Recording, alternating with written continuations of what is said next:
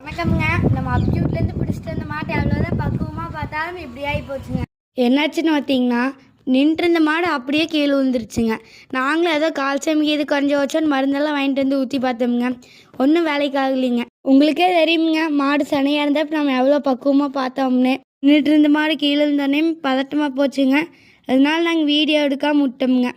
அப்புறம் டாக்டர் வந்து எல்லாம் செக் பண்ணி பார்த்துட்டு மாட்டுக்கு கால்சியம் எல்லாம் கம்மியாகலை. அதுக்கப்புறம் தான் டாக்டர் சொன்னாருங்க, மாட்டுக்கு சர்க்கரையோட அளவு ரொம்ப கம்மியாயிருச்சுன்னு. நம்மளும் ஓடி போய் சீக்கிரமாக கால்சியம் மருந்து வாங்கிட்டு வந்தோமுங்க.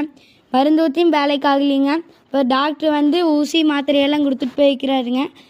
மக்காச்சோள மாவு வந்து ஒரு வாரத்துக்கு ஒரு கப் சேர்த்தியே காய்ச்சி ஊற்ற சொல்லியிருக்கிறாருங்க. வீட்டில் இருக்கிறவங்கள விட வீட்டில் இருக்கிற வாயில்லா ஜீவனுக்கு உடம்பு சரியில்லாமல் போகும்போது தான் மனசுக்கு ரொம்ப கஷ்டமாக்குதுங்க. ஏன்னா அதுக்கு வாய் திறந்து சொல்ல முடியாதுங்க.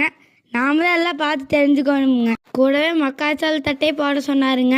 நம்மளுக்கு தோட்டத்துலேயே இருக்கிறங்காட்டி அப்போ போய் வெட்டிட்டு வந்துட்டாங்க. மறக்காமல் வருங்கால விவசாய கிருத்திக் பேஜை ஃபாலோ பண்ணி சப்போர்ட் பண்ணுங்கள். வீடியோ பார்க்குற எல்லாத்துக்கும் நன்றிங்க.